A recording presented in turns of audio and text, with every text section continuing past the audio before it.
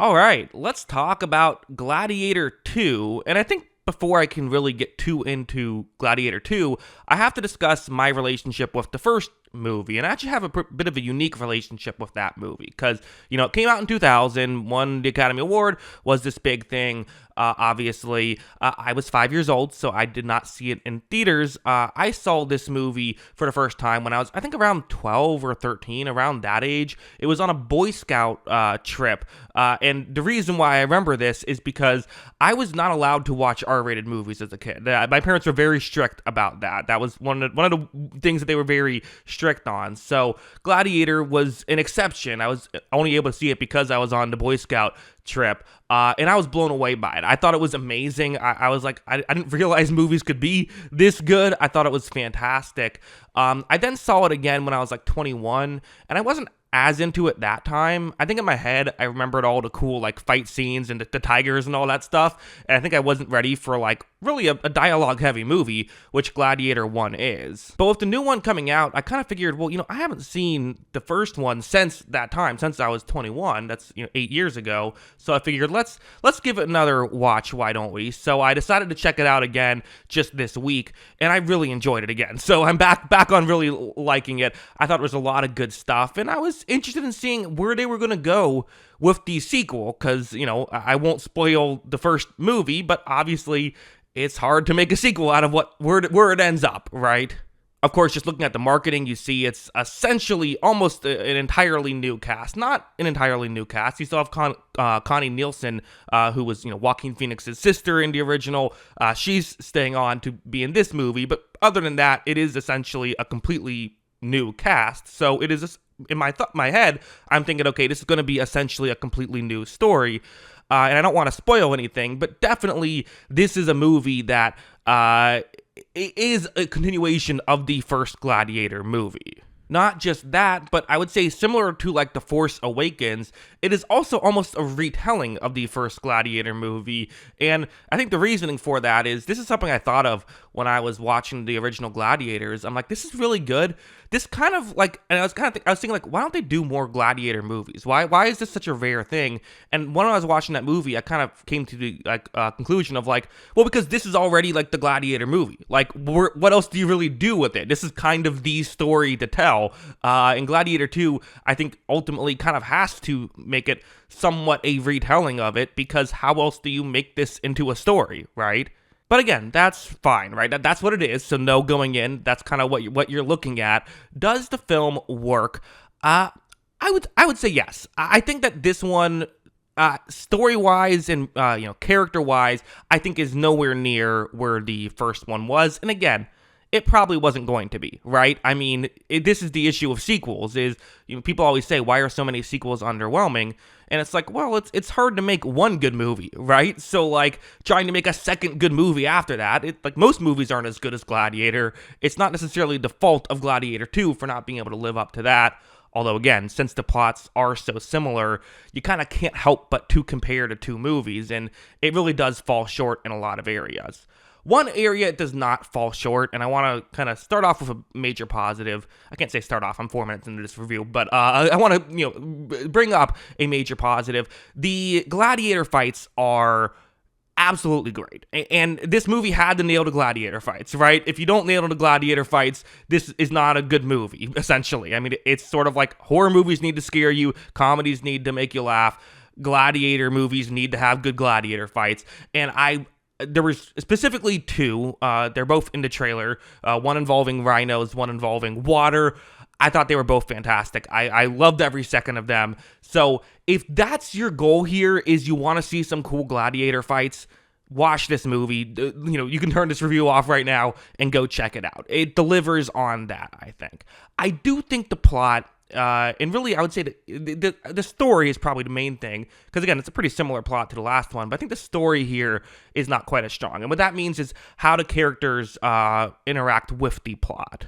I think one of the biggest critiques I have, and again, I'm comparing these two movies because, I don't have to keep explaining why. I'm comparing these two movies. I think that in the first one, well, yes, the Gladiator fights were still very cool in that one, and that was a big part of it. in my opinion, the strength of that movie was how well fleshed out Russell Crowe and Joaquin Phoenix's characters are. And I think those two guys, motivations being really strong, to me, allowed that movie to work. And I'll do some minor plot spoilers of Gladiator 1. So if you haven't seen that and you're really spoiler averse, tune out. Although I'm not gonna spoil what happens and stuff. But part of the fun of that movie is that they tell you have to win the crowd over. So Russell Crowe is trying to win the crowd over. That's how he thinks he can get his freedom. Joaquin Phoenix can't just kill Russell Crowe because he's won the crowd over. So that's also what's keeping Russell Crowe alive, is Joaquin Phoenix needs to play to the crowd. So it's sort of this chess match of he's trying to kill Russell Crowe, but can't just do it. He has to throw crazy things in the Gladiator arena at him. But then when Russell Crowe continues to survive, it makes him even more well-liked, and it almost makes him even more invincible in a sense. That's the fun of the first Gladiator movie. This one does not really have that. And we can talk about Paul Mescal, who is an actor. I like him. You like him. We all like him, right? It's been talked about a lot already online. Was he potentially miscast in this movie? And unfortunately, I think yes, for two reasons. First is physically. So personally, I kind of like that the action hero, Russell Crowe, is not this hulked out guy, right? He's a big guy. He's built, right? But he's not Chris Hemsworth. He's not a Marvel actor. He looks like the guy who works in your office but just goes to the gym after he's done, right?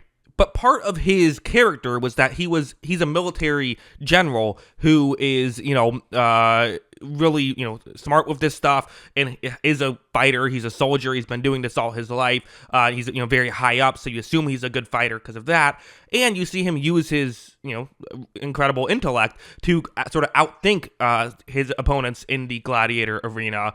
Paul Mescal does the same thing, but I don't think it's really set up. Instead, you just see kind of a guy who doesn't seem to be bigger than anyone else. He is, also a leader in an army, but it's a much lower, it appears to be much lower rank than where Russell Crowe was. And so I think if you wanted to do this story, I think you probably would have had to cast someone bigger or write more in the first act to help us sell this character. One of the things that I had sort of forgotten when I rewatched the original Gladiator is how long it takes for the Gladiator fights to start, right? I mean, it probably takes 45 minutes of just pure character development. There's some fights going on earlier that are pre-Gladiator fights. This movie opens in a very similar way, which is also one of my favorite parts of the movie, the battle sequence at the beginning of this movie.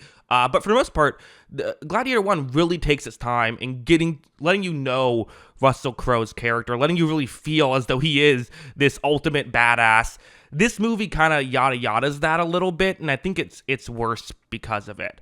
I also just think Paul Mescal is a bit too subtle with his acting in this one. I mean, it's a blockbuster movie. You kind of gotta be this big character, and I think that his acting works so well in these independent movies, and I like him in these independent movies, but it's a different job going in and being the main lead of Gladiator 2. So unfortunately, I don't think it's because he's a bad actor, and I don't think that it's like he can't do this. I think he didn't have the right assignment. And I think that for Ridley Scott, it does seem like a lot of what he does with his actors is kind of lets them do their thing, and you get some very interesting performances because of that. Like, for example, you have Fred Hitchinger, is maybe how you say his name. I'm bad with names. I do my best. He is, I was spending the whole movie trying to remember where I know him from. White Lotus. He was the kid in White Lotus. Now, a little bit older, which is why I had a hard time recognizing him. He's fully going for it, though. There's two actors who are playing the kind of the Joaquin Phoenix role, kind of, although they have a very different role in the movie, but they are the leaders, and they're really going for it in a lot of this. You definitely have some more reserved performances. I thought Pedro Pascal was really strong in this movie. Wasn't in it as much as I thought he was going to be, but does have does do a lot of really nice stuff. Connie Nielsen, again, very similar to her performance in the first one, feels like the same character. That doesn't always happen, right? Sometimes in these sequels that have long delays. I think about like Bill and Ted's Excellent Adventure, which I like all those movies, but like Keanu Reeves is a different person in the most recent one than he is in the first two. He just is. But my favorite performance, and really maybe the strength of the movie. No, the strength of the movie is the fight scenes, but the second strongest part of the movie, in my opinion, is Denzel Washington, who I loved everything about this performance. Yes, he is going for it. He is making a lot of decisions, and I loved all of them. I was a big fan of Denzel Washington's performance. I thought he understood the assignment. He knew what the movie was and was fantastic across the board. He really is the villain of this film, and I think it's just a really fascinating one. I liked a lot of the stuff that did happen in the plot. I know I was kind of critiquing some of the plot earlier and saying I do think that for Paul Mescal's side of it, I don't think it did enough, because in some ways he's kind of a passenger in this movie, whereas Crow was very much driving the first movie, and I don't think in a good way, in my opinion. The other stuff I did kind of like. I like some of the double crossings and stuff that happens in this movie. So I don't want to make it seem like you're just waiting for the action scenes the whole time. I think the other stuff still does hold your attention, and a big part of it is just because how fun Denzel Washington is to watch. I mean, when he's on screen, it's impossible to look at anything else. Like, he sucks your attention in. He's fantastic. 10 out of 10, no notes for Denzel.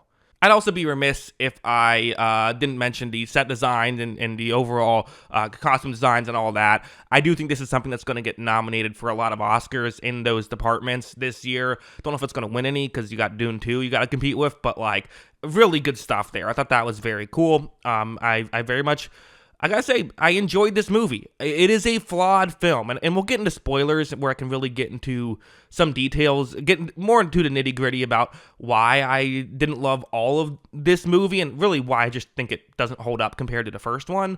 But like, I didn't expect it to be as good as the first one. I think if you go in saying, okay, this is not going to be Gladiator 1, but you're going to get some cool action scenes in places that look like actual places. This doesn't look like the CGI mess you see from some other big budget movies. I mean, this reportedly had a $310 million budget. I mean, that's a crazy budget, but like, you do see it on screen. Like, you see the actual sets that appear to be built. It's really, really breathtaking to watch at times. So again, if you're going there for the action, then this movie delivers. You'll enjoy it. If you're someone who maybe doesn't love that kind of stuff and wants more of like character stuff, I would recommend A Real Pain. I made a video on that on this channel just the other day. That one will give you more of that, I would say. There are a lot of good movies out there, but like, yeah, I think this is a totally fine movie to watch. It's a 6 out of 10. It's enjoyable. It's not groundbreaking. That's kind of how I view it. So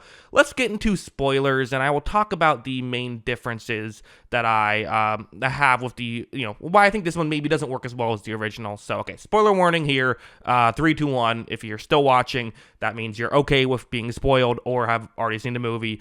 So, yeah, I mean, again, kind of talking about getting more into what I mean about the character stuff. So they both do have a main motivation, right? Russell Crowe and Paul Mescal both have the main motivation. Russell Crowe's, I think, is a great motivation, right? He's given the people, he gets told, hey, I want you to be the leader to help facilitate kind of the end of just having one person rule. We're going to have like a republic. That's what we want you to do. Okay, cool.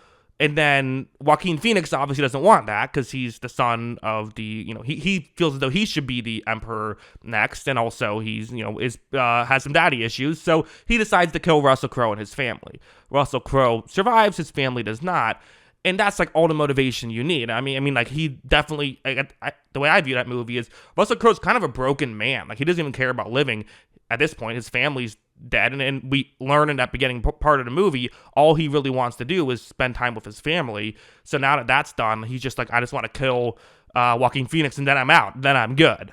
I think this movie does a much worse job, in my opinion, at really selling Paul Mescal's relationship with his wife. I feel like it doesn't fully work. We see one scene where they seem to like each other, and then she dies very quickly after, and I kind of have to just assume that he likes her, because like, usually you like who you're with, so I get that, but there wasn't I never felt it. I only understood it, which I think was kind of one of the biggest issues there.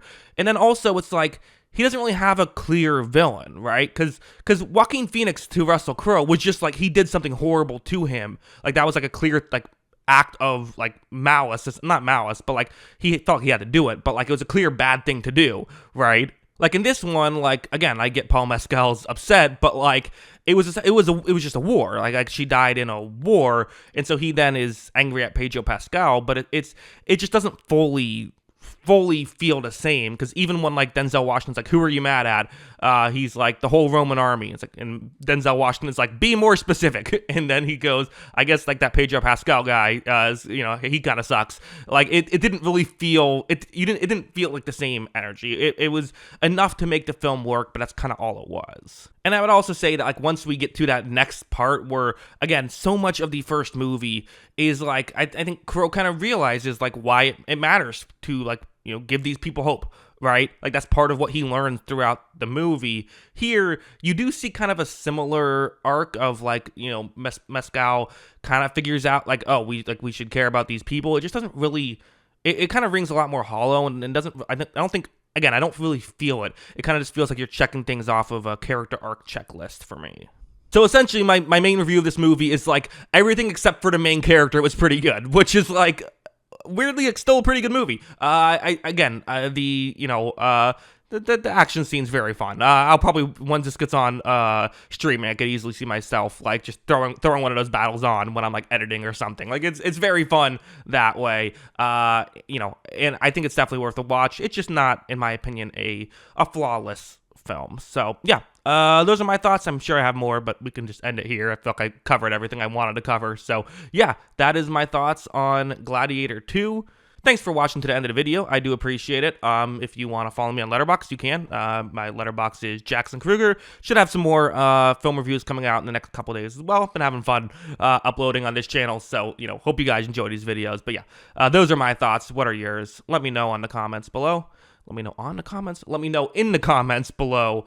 Always love hearing from you. And of course, as always, thanks for watching.